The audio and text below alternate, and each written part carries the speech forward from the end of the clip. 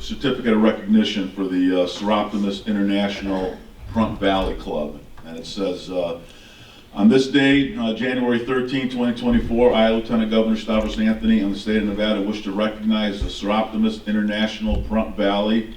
Nevada honors your dedication to educate women and girls about human trafficking. Resources and opportunities you provide strengthen your community, are an asset to your members. So congratulations on that.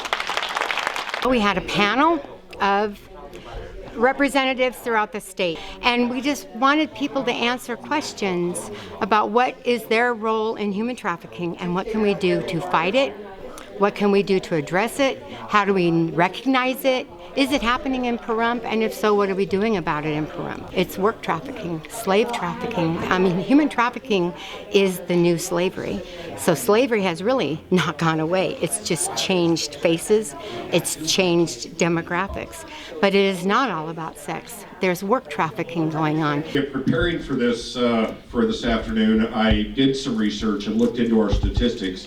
And in the year of 2023, there were no cases identified as being related to human trafficking. It would be naive of me to say that there are none. Oftentimes there's a ability to recognize the signs issue, and more often than not, it's an issue of an unwilling victim. Nevada Outreach helped one individual that had been trafficked. We received a call from the deputy that was in Beatty. There was a young lady that was hitchhiking from Las Vegas to Reno. She was trying to get to a safe house for human trafficking in Reno. What we see more here is children. And I hate to inform you, but it's usually the biological parents that are trafficking their children. I know Sheriff McGill gave us the 23 numbers. I was able to talk to the DA this past week. There is one pending case that they are prepping to take to trial right now. And so I was very pleased to hear that, because I had heard what Kathie had heard, that under previous district attorneys that a lot of this stuff had been pled down. And that to me is disappointing. And the problem today is it is organized crime.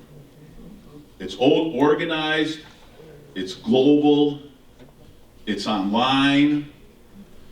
You have women and kids that have been, sexually assaulted when they were 5 years old, and they have mental issues that they need help with. And it's easy to push these folks into the sex trafficking, into that particular activity. A lot of them are actually kidnapped. Juveniles are easy targets. They don't know how to fight for themselves. They don't know how to use their voice. People who are victims of violence oftentimes don't know how to use their voice. They're too afraid.